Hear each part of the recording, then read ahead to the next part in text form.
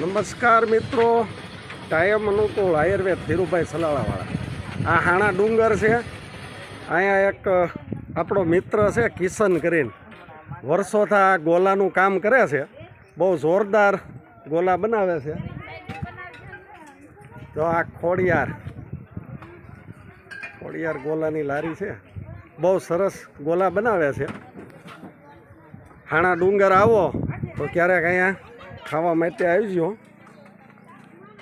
તો લાઈનમાં કસ્ટમરો બેઠા જ હોય એના. સરસ મજાનું. જો આ લોકો ગોલા ખાઈને જ બેઠા છે ને બે લોકો ખાય છે.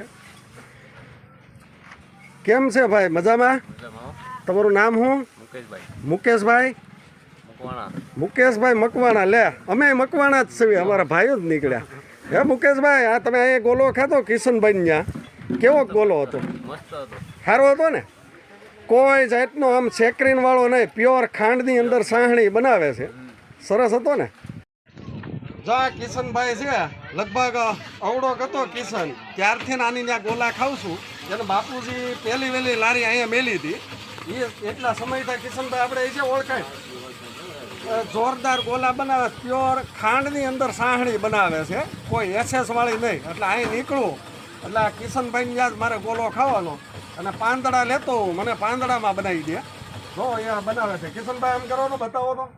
જો આ પાંદડાની અંદર ગોલો બનાવી દે, ખાલી સાહણી અને કલર જ નાખે. બહુ મસ્ત બનાવે છે. ખાંડમાં પ્યોર એની સાહણી હોય. એટલે તમે અવશ્ય એક ફેરો હાણા ડુંગર આવો તો કિશનભાઈની ત્યાં ગોલો ખાવા આવજો. નમસ્કાર. ગોલો બનાવી દીધો છે. આ રીતે પાંદડાને ખાવાથી બહુ મજા આવે. નાનપણ સાંભળી જાય. આ રીતે ગોલો ખાતા હોય, નાના નાના હોય, હાથમાં આમ શું હતા એ ધૂળવાળા હાથ હોય. આ અત્યારે પાંદડામાં લીધો પણ મજા આવી જાય, નાનપણ સાંભળી જાય એમ. એટલે આમાં ગોલો ખાતો છું.